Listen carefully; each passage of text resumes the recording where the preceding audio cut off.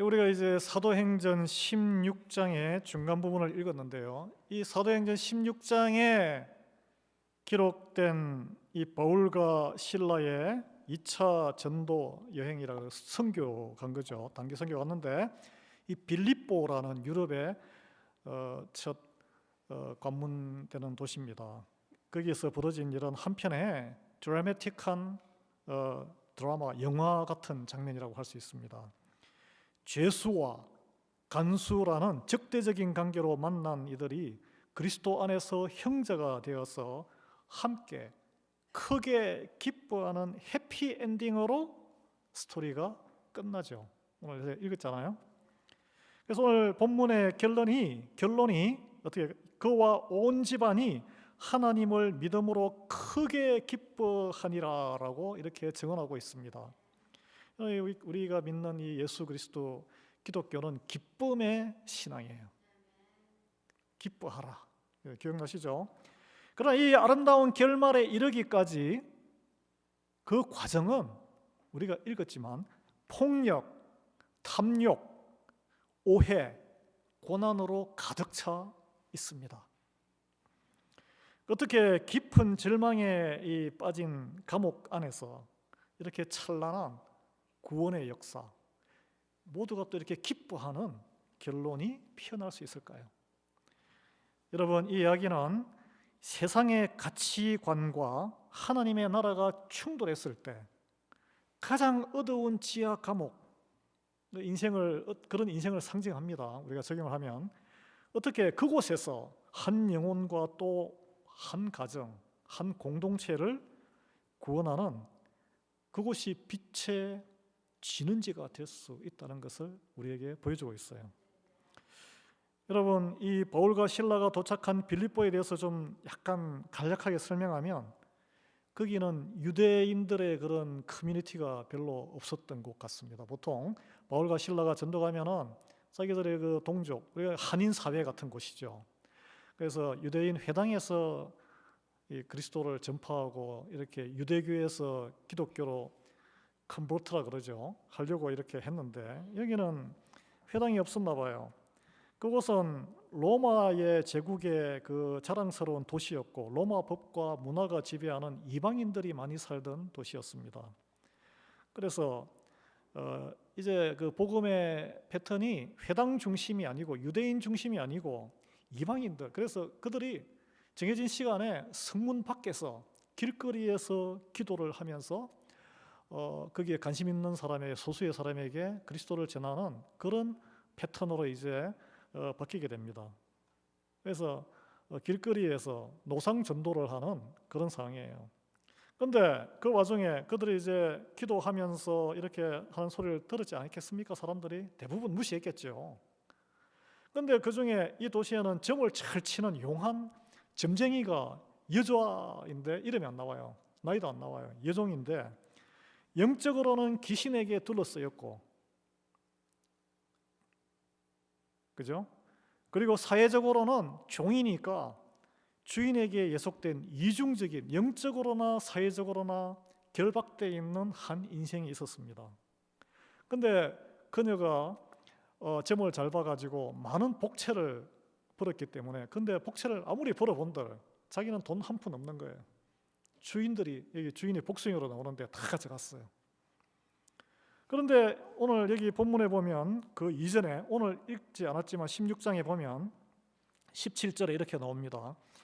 여종이 이 영이 악령이지만 영이 영을 알아본다고 바울 일행을 쩔쩔쩔 따라다니며 하루 이틀도 아니고 며칠 동안이나 옆에서 막 고함을 치는 거예요. 이 사람들은 지극히 높은 하나님의 종으로서 구원의 길을 너희에게 전하는 자라. 예?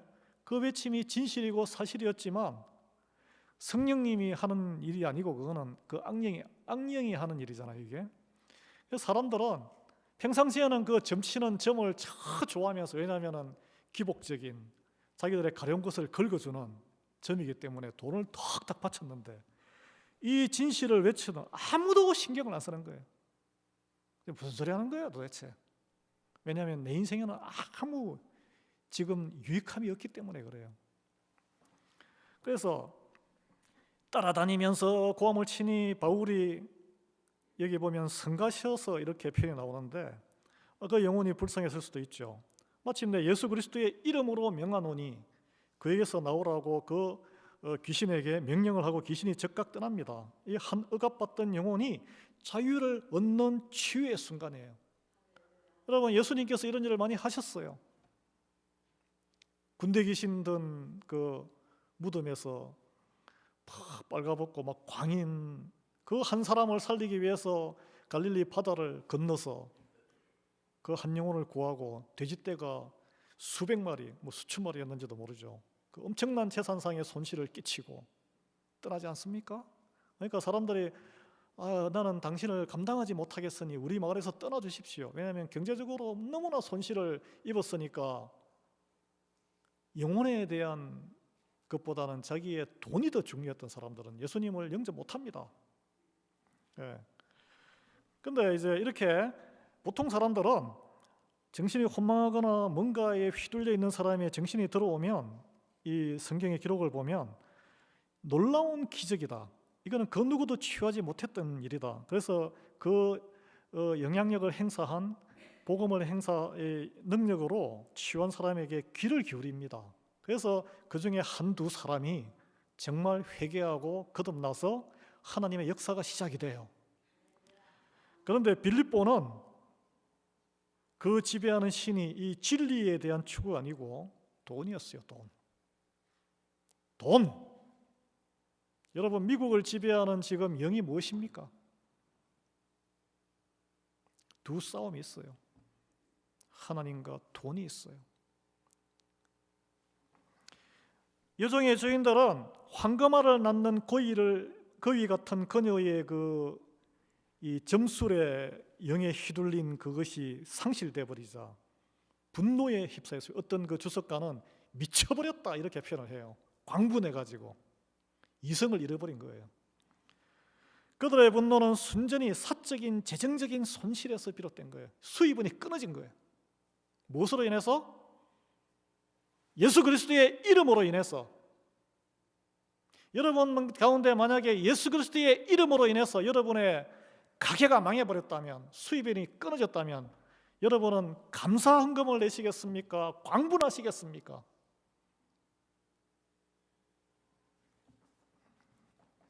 지금까지 바울이 겪었던 핍박이 주로 유대인들에 의한 종교적인 것이었다면, 이거는 교리 논쟁이었다면, 빌립보에서 마주한 적대감은 완전히 다른 차원이에요. 내가 먹고 사는 문제를 네가 건드려? 복음이 자신들의 돈벌이를 막자 이 사람들이 이성을 잃고 강군했어요. 여러분, 교회 가자고 예수 믿으라고 하는 게 내 돈벌이 방법에 대해서 간섭하는 것 같고, 내 뜻대로 영위하는 일상생활을 간섭하고 방해한다고 생각, 시간 조정을 원한다면 왜 주일에 일하는 게 낫지? 광분하는 사람들이 있어요. 오늘날에도. 그 간섭하고 사랑으로 정말 영혼을 생각해서 하는 배우자임에도 불구하고 가족임에도 불구하고 광분한다니까요. 뭐가 바뀌었습니까? 2000년 전에나 지금이나. 하나님을 경외함이 없이 내가 인생의 주인공인 사람을 악인이라 그래요. 성경에서는. 이 악인은, 자, 오늘 여기 본문에 보면 이 모든 것이 속의 분노가 나의 탐심으로 인해서 비롯된 건데 그것을 공적인 명분으로 교묘히 포장하게 됩니다. 이거 잘 명심하셔야 돼요. 이 영적인 눈으로 잘 봐야 돼요. 여종의 주인들은 바울과 실라를 도시의 광장, 이걸 이제 아고라라 그러죠. 아고라라는 단어를 어떤 인터넷에 이렇게 써가지고 한국에서는 하는데, 사람들이 많이 모이는 광장, 시장입니다. 그곳으로 끌고 가서 관리들에게 고발을 했어요. 그들은 자기가 그냥 돈을 열심히 황금알을 낳는 거위처럼 막 학대하고 부려먹던 여종이 치유받은 사건은 싹 은폐한 채, 이 사람들이 유대인인데 이방인이라는 이야기죠. 자기들한테는 우리 성을 심히 요란하게 하여 로마 사람인 우리가 받지 못할 풍속을 전해서 풍기문란에다가 도시를 소동스럽게 한다. 이렇게 공공의 적이다. 인종차별, 사회불안 조장, 반로마적 행위, 이런 명분을 내세워서 군중을 선동합니다. 여러분, 군중은 진실에 관심이 없습니다. 그래서 항상 여기에 복음을 핍박하는 세력들은 사람들을 끌어모아요. 숫자로 밀어붙여요. 그들은 자극적인 구경거리에 굶주려 있습니다. 여러분, 군중이 되시면 안 돼요. 하나님은 군중을 기뻐하지 않습니다. 엎드리는 한 개인을 기뻐하시지. 도시의 관리들, 그들은 무엇이 중요할까요? 자기의 안위가 중요한 거예요. 정당한 법적인 조사 없이 군중 여론에 영합해서 바울과 실라의 옷을 찢어라, 그리고 매질해라. 이게 릭토르라는 매로 등을 벗겨서 때리는 거예요. 피투성이가 됩니다. 이게 세상의 방식이에요. 진실은 외면당하고 탐욕은 공의로 둔갑하게 되고 무고한 자는 희생양이 됩니다. 바울과 실라가 하나님의 사명을 감당하고 예수 그리스도의 이름으로 한 영혼을 치유했는데 세상의 방법과 정면 충돌하는 결과를 낳았습니다. 그리고 그 대가는 두들겨 맞는 것이고 사람들에게 공격당하는 것이고 심지어 감옥에 갇히게 되는 거예요. 매질은 평상시보다 더 잔혹했습니다. 그래서 감옥에 간수에게 넘겨줬는데 사람들이 막 군중들이 이렇게 막 여론이 집중되니까 든든히 지키라라고 특별하게 더 당부를 하는 장면을 오늘 묘사하고 있습니다. 이 모든 소동을 지켜본 간수는 그 두 사람을 보고 도시 전체가 혐오하는 위험인물이구나, 그렇게 취급하지 않았겠어요? 그래서 감옥 중에서도 가장 깊고 가장 어두운 곳 발에는 족쇄까지 탁 채워서 탁 구석에 넣었다는 거예요. 얼마나 경멸하는 마음이 있었겠습니까? 더구나 자기 도시 주민도 아니고 흘러온 이방인에 한 줄기 빛도 없고 악취나는 최악의 장소였을 것입니다.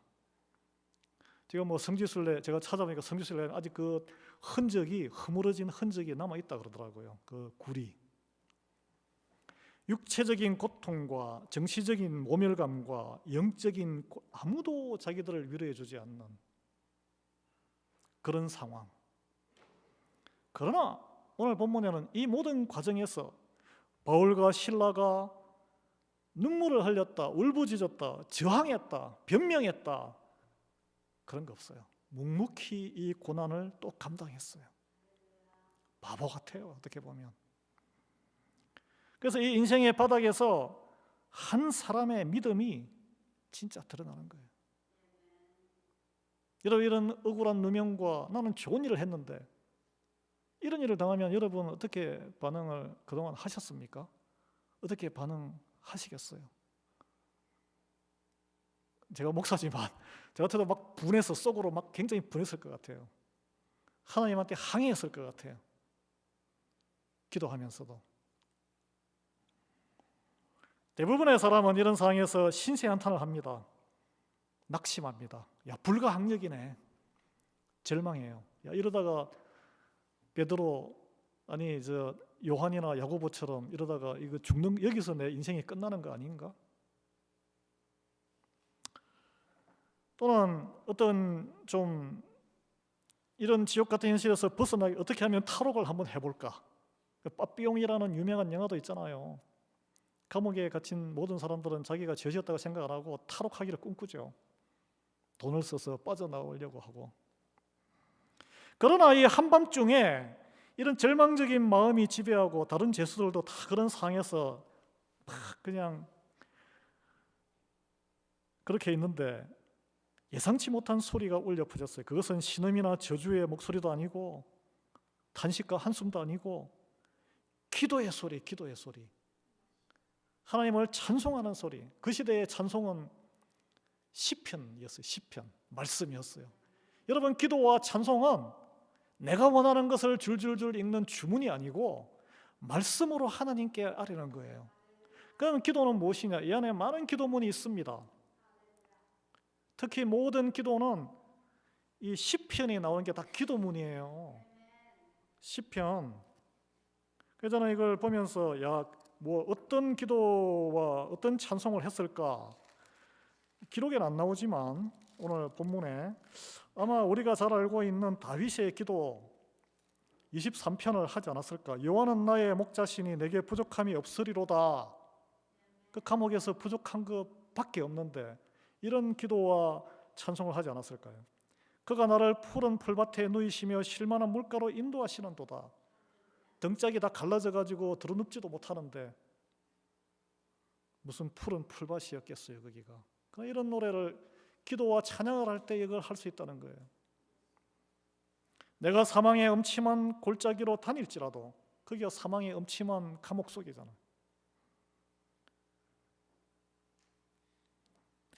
해를 두려워하지 않을 것은 주께서 나와 함께 하심이라. 그곳에도 주님이 나와 함께 한다는 고백의 기도와, 그래서 주의 지팡이와 막대기가 나를 안위하시나이다. 그 앞절이지만 내 영혼을 소생시키시고 자기 이름을 위하여 의의 길로 인도하시는 분이 하나님이시고 그분이 나와 함께 계시고 나는 두려울 게 없다.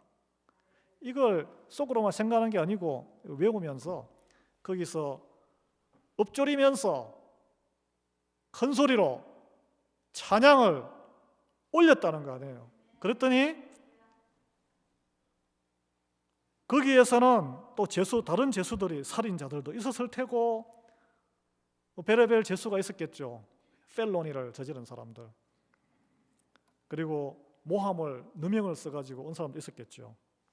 그 지하 감옥에서는 한 번도 들리지 않았던 이상한 기도 소리와 이상한 내용의 노래, 다들 이게 뭐지? 다 죄수들이 다 듣고 있었다는 거예요. 환경이 바울과 실라의 영혼을 지배하지 못했다는 증거입니다. 이게 바로 성령 충만의 증거란 거예요. 성령 충만이 성경에 나오지 않는 말씀으로 기도하는 게 성령 충만이 아니고 말씀으로 하나님과 소통하는 게 성령 충만입니다. 어떤 상황에도 상관없이. 그래서 기도가 그들의 삶의 호흡같이 되었다. 자, 우리가 사도행전 읽어보면 이 성령님의 말씀에 순종해서, 성령님의 인도하심에 순종해서 그들이 편안한 사역지를, 엔디옥 교회를, 그 이스라엘 북쪽에 있는 그 교회를 떠나서 어디로 갈지 모르는 곳으로 지금 전도 여행을 다니는 거잖아요, 선교 여행을. 그래서 그 엔디옥 교회에 있을 때도 교회 안에서도 그들은 기도했고 마가의 다락방에서도 기도했고, 바울은 그때는 기도 안 했지만 바나바는 기도했죠. 그 다음에 타국에 가서 유대인의 회당에서도, 적대적인 유대인들, 동족들의 그 설계어린 눈빛 앞에서도 말씀을 전하고 거기서도 기도했다는 거예요. 그리고 처음 방문한 낯선 곳의 강가에서도 기도했습니다. 그래서 루디아를 만나잖아요. 그리고 사람들이 북적거리는 시장 거리에서도 기도해가지고 점술의 영에 휘둘려 있는 여종을 만났잖아요. 이제는 피투성이가 된 착후에, 피투성이가 돼가지고 지하 깊숙한 가장 깊은 곳에 컴컴한 감옥에, 착고에 발이 묶인 지하 감옥에서도 한결같이 하나님께 기도를 했다는 거예요. 어떻게 기도합니까? 암송하고 있는 말씀으로 기도를 했다는 거예요. 여러분에게 기도할, 암송할 말씀이 있습니까? 있어야 돼요. 최소한 시편 23편은 한 절이라도 외우세요. 기도가 무엇입니까? 자신의 어떤 현실 가운데서도, 참담한 현실 가운데서도 온전히 하나님을 의지하겠다는 믿음의 행위입니다. 하나님은 어떤 기도를 들을까요? 하나님의 드러나신, 계시하신 말씀으로 아뢰 때 하나님은 들으신다는 거예요. 여러분, 아기가 막 울 때 우리가 알잖아요. 그런데 귀뚜라미가 막 찌르르 하면은 무슨 말인지 알아들으세요? 못 알아들어요. 하나님의 말씀으로 우리는 기도를 알아야 돼요. 하나님이 알아들으시는 말씀은 성경 말씀입니다. 그래서 이 어거스틴은 세상에 의지할 것이 없어 절망뿐이라고 고백하기 전에는 진정한 기도를 할 수 없다. 완전히 내가 세속사가 세상이 컬랩스 되기 전에는 말씀을 안 찾기 때문에 그래요.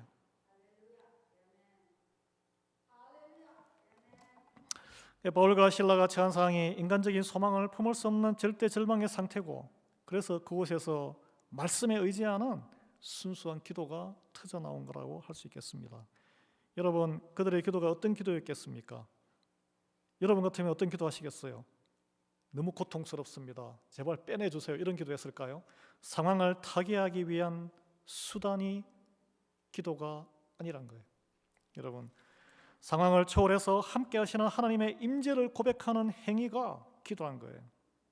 그래서 고통 속에서 하나님의 선하신 것을 신뢰하고 감사를 드리는 기도는 기본적으로 감사를 해요. 감사, 땡스기빙. 그 상황에 뭐가 감사할 게 있겠습니까? 그러나 바울이 우리에게 남겨준 말씀이 있죠. 범사에 감사하라. 바로 이 깊은 감옥의 체험에서 우러나온 살아있는 고백이라고 저는 생각합니다. 우리는 보통 그래요. 감사할 일이 있을 때만 감사하라. 남에게 창피한 일, 감사할 일 없을 때 뭘 하나님께 감사해.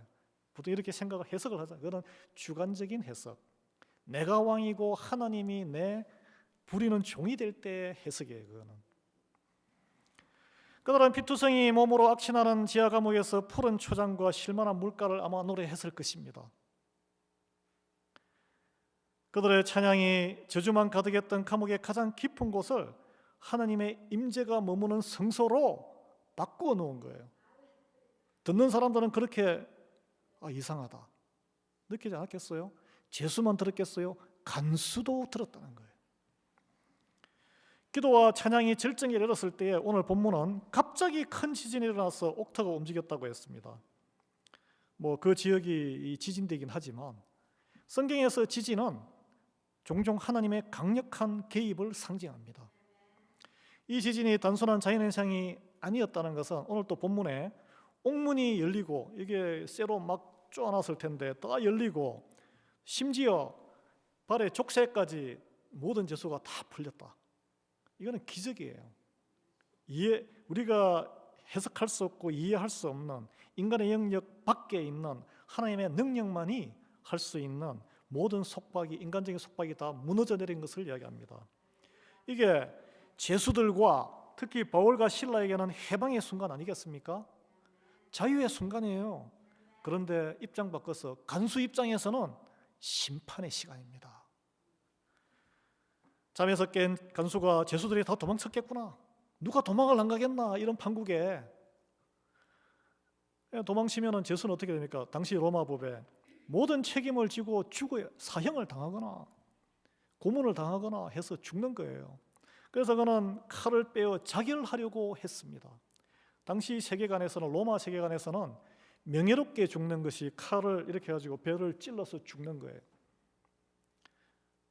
안토니우스에게 패배한 브루투스와 또 한 명이 있는데, 그 사람들은, 브루투스는 공화주의자고 안토니우스는 공화제를 폐지하고 황제제로 가는, 그래서 전투에서 졌거든요. 그래서 이 도시에서 안토니우스가 칼로 찔러서 자살했습니다. 명예로운 죽음. 그리고 또 데카토와 소카토라고 있는데, 카토 유명한 학자, 레토릭에, 로마에, 그 중에 한 명도 우티카에서 명예로운 죽음으로 자살. 오늘날 이제 일본의 이 할복 자살하는 것처럼. 그러나 죽음은 가장 교만한 하나님을 적대시하는 선택이라는 거예요. 왜냐하면 생명이 나의 것이라는 표출이기 때문에. 죄입니다, 죄. 근데 이제 바로 그 순간에 어둠 속에서 바울이 알잖아요. 바울은 이미 성령 충만하기 때문에 생명이 우리 인간의 것이 아니다라는 걸 알기 때문에 내 몸을 상하지 말라, 우리가 다 여기 있다, 이렇게 외쳤잖아요. 이 한마디가 모든 걸 다 바꾸었습니다. 왜 바울과 실라는 그냥 유유히 연기처럼 사라지면 자유롭게 그 도시를 떠나서 다른 곳에 전도할 것도 많고 선교할 것도 많은데 왜 떠나지 않았을까요? 아파서 못 떠났을까요? 바울과 실라는 자신의 자유보다 자기들을 핍박했던 간수의 생명이 더 소중했던 거예요. 그 사실을 알았기 때문에. 이게 바로 세상의 논리를 뒤집어 엎는 복음의 능력입니다. 간수가 충격에 휩싸였어요. 그 순간. 간수가 바보가 아닙니다. 연방 공무원이에요. 요즘 말로 치자면. 그런 등불을 들고 감옥 안으로 뛰어들어가서 죄수들이 모든 죄수 그대로 있는 것을 확인하고 그때 두려움에 떨은 거예요. 이 상식적으로는 이해할 수 없는 이들의 선택. 그래서 바울과 실라 앞에 엎드렸다라고 이렇게 되어 있죠. 엎드릴 수 없는 사람이 엎드린, 어떻게 간수가 죄수 앞에 엎드립니까? 몇 시간 전만 해도 아주 멸시하던, 죄수 중에 상죄인이라고 멸시하던 그가 그들에게 무릎을 꿇은 거예요. 간수의 세상이 완전히 무너진 거예요. 지금 로마의 법, 직업적인 책임감, 명예라는 가치관까지 한순간에 다 붕괴됐어요. 여러분, 하나님의 은혜가 한 영혼을 만질 때에 그의 세속적인 세계관이 이처럼 완전히 무너져 내리게 됩니다. 그게 바로 인생의 터닝 포인트예요. 이게 있어야 돼요. 그러면 하나님의 말씀 앞에, 하나님의 사람 앞에 세상의 모든 것 떠나서 엎드리게 돼요. 그 폐허 위에 설 때에 영혼의 구원을 갈망하게 돼요. 그래서 간수가 이런 질문을 하잖아요. 데리고 나와서 선생들이여, 내가 어떻게 하여야 구원을 받으리이까? 이 생뚱맞은 질문을 이렇게 하잖아요. 이렇게 우리는 교회를 다니기 때문에 이게 얼마나 중요한 핵심적인 인생의 질문인지를 압니다. 그러나 세상에서는 이게 어리석은 쓸데없는 질문이에요. 영혼 뭐 이따가 그냥 죽으면 없어지는 거지 뭐. 어떻게 하면 돈을 더 많이 벌 수 있을까요, 선생님? 그래가지고 100만 불 줘가지고 식사 한 끼 하려고 부자들하고 그런 세상을 사시잖아요. 어떻게 하면은 국회의원 자리 하나 얻을까요? 돈 싸들고 가서 막 공천 받고, 한국에서는. 여기는 정치인들한테 도네이션하고, 어떻게 하면 골프 시간 한번 트럼프 한번 쳐볼까요? 여러분, 이 질문은 그의 인생과 영생까지 전체를 건 질문이에요. 육체적인 생명을 넘어서 영혼의 구원 문제에 그가 드디어 직면하고 깨닫게 된 거예요. 어떻게 했습니까? 자기 인생이 다 컬랩스했기 때문에 가능했어요. 그래서 바울과 여기는 이제 이르되 주 예수를 믿어라, 그리하면 너와 내 집이 구원을 받으리라, 이렇게 우리 보통 바울이 이렇게 대답했다고 하는데 복수형입니다. 주어가 숨겨져 있는 주어는 바울과 실라가 이구동성으로 탁 치니까 탁 나온 거예요. 여러분, 누군가가 물어보면 이걸 외우셔야 돼요. 주 예수를 믿으시오. 그리하면 당신과 당신의 집안, 당신의 공동체가 다 구원을 받게 될 것입니다. 여기에는 주님은 누구인가? 예수는 누구인가? 믿음이란 무엇인가? 너 개인, 내 인생, 그 다음에 너희가 포함된 공동체는 무엇인가? 그 다음에 구원은 무엇인가? 얻는 것이 아니라 받는 것이 무엇인가? 이게 복음의 핵심이 다 들어있습니다. 이 짧은 문장 안에. 깊이 묵상하셔야 돼요. 이걸. 기독교의 복음의 핵심을 명료하게, 구원의 길은 오직 예수 그리스도를 내 인생의 주인으로 믿고 영접하고 따르는 거라는 거예요. 믿음은 따르는 것입니다. 그 길을 따라가는 거예요. 또한 구원은 개인에서 시작되지만 내 하나에서 끝나는 게, 나만 뭐 천국 가면 그만이지 뭐 각자 알아서 가는 거지, 그게 아니란 거예요. 그가 속한 공동체, 여기는 하우스홀드 집인데 직장과 우리 한인 공동체와 나아가서 민족과 국가까지 다, 우리 인류까지 다 포함된다는 거예요. 이게 가까이는 여러분 가정이에요. 가정. 여러분, 구원의 역사는 즉각적으로 나타났습니다. 그 밤에 간수가 바울과 실라를 데려다가 자기 집에서 매맞은 자리를 씻어주었어요. 이거는 핍박하던 사람이 치유하는 사람으로 변화받은 거예요.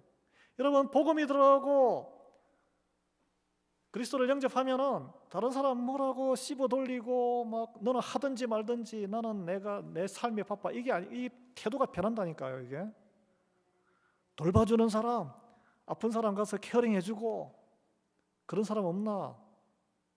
또 여기저기 막 분주하게 뛰어다니면 가서 한 손이라도 도와주려고 그러고 그런 사람으로 변한다는 거예요. 그게 증거예요, 증거. 보십시오. 여기 구석방에 가장 깊은 곳에 처박아 넣어가지고 착고까지 채웠던 사람이 그때는 피범벅이 된 게 안 보였을까요? 다 보였어요. 근데 don't care. 근데 이렇게 탁 자기 삶이 무너지고 은혜를 받으니까 영혼에 관심이 떠지니까 그게 눈에 보이고 아이고 내가 좀 집에 가면 약도 있지, 뭐 자기 친척도 아니고 친구도 아니고 동네 사람들이 다 손가락질하는 사람을 데려가요. 그래서 온 가족이 세례를 받고 음식을 나누고 교제했습니다. 제수와 간수의 관계가 그리스도 안에서 형제 자매의 관계로 완전히 변화된 거예요. 여기는 여자가 있기 때문에 형제 관계.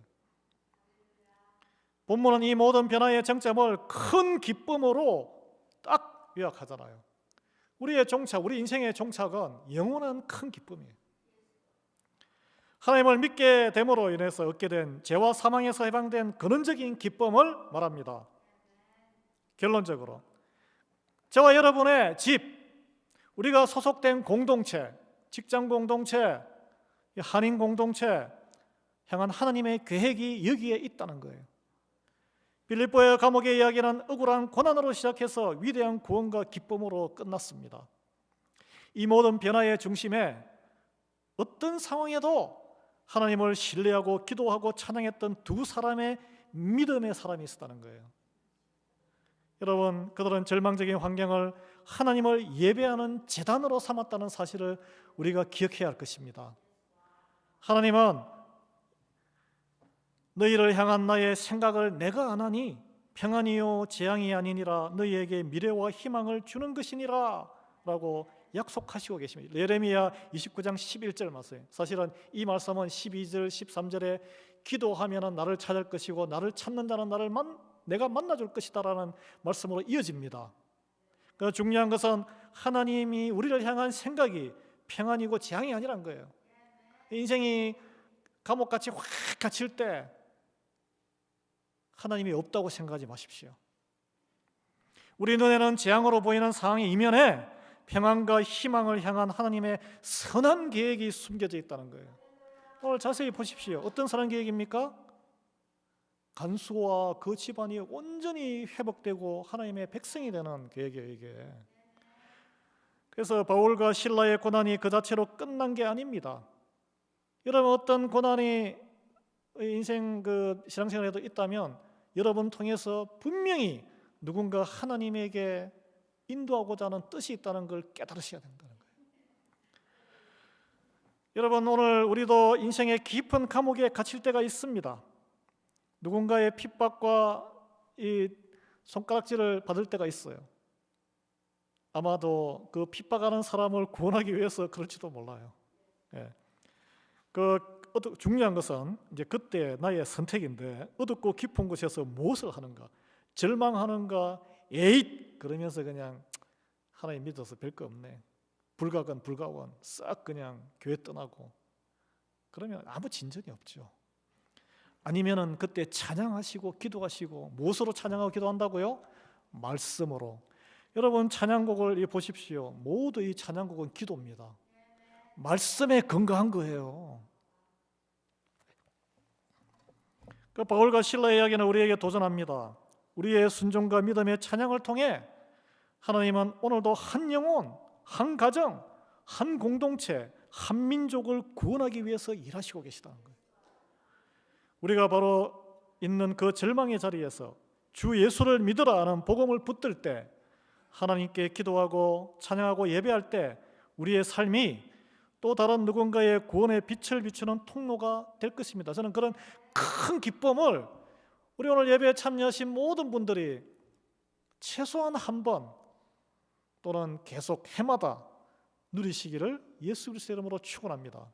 인생에 그 어떤 것도 줄 수 없는 기쁨이에요. 그게 나로 인해서 예수님을 영접해서 한 인생이 자살하려는 지경에서 살아나고 그 사람이 또 영적인 리더로 성장하는 것을 볼 때 엄청난 그 기쁨입니다. 또는 하나님께서는 하늘의 상급까지 또 약속을 하셨어요. 그런 경우에. 그래서 우리의 집과 여러분의 집, 우리 또 교회와 또한 하나님을 믿음으로 크게 기뻐하는 구원의 공동체, 기쁨의 공동체 되기를 예수 그리스도의 이름으로 축원합니다. 기도하겠습니다. 사랑과 은혜가 풍성하신 하나님 아버지, 억울한 고난과 가장 깊은 절망의 자리에서도 원망이 아닌 기도와 찬양으로 주님을 높였던 바울과 실라의 믿음을 보았습니다. 그 믿음을 통해 한 영혼과 가정을 구원하시고 절망을 기쁨으로 바꾸시는 주님의 놀라운 역사를 기억합니다. 주님, 우리에게도 그와 같은 믿음을 허락하여 주시옵소서. 우리가 삶의 감옥과 같은 어두운 시간을 지날 때에 낙심하지 않게 하시옵고 오히려 기도와 찬양으로 말씀을 하나님께 올리며 주님과 동행하게 하옵소서. 우리의 순종을 통해 또 다른 영혼을 구원하시고 우리의 가정을 믿음의 집으로 세우시는 주님의 선한 계획을 신뢰하며 나아가게 인도해 주시는 하나님께 감사드리오며 우리의 구원자 되시는 예수 그리스도의 이름으로 기도드립니다. 아멘. 찬송 우리 500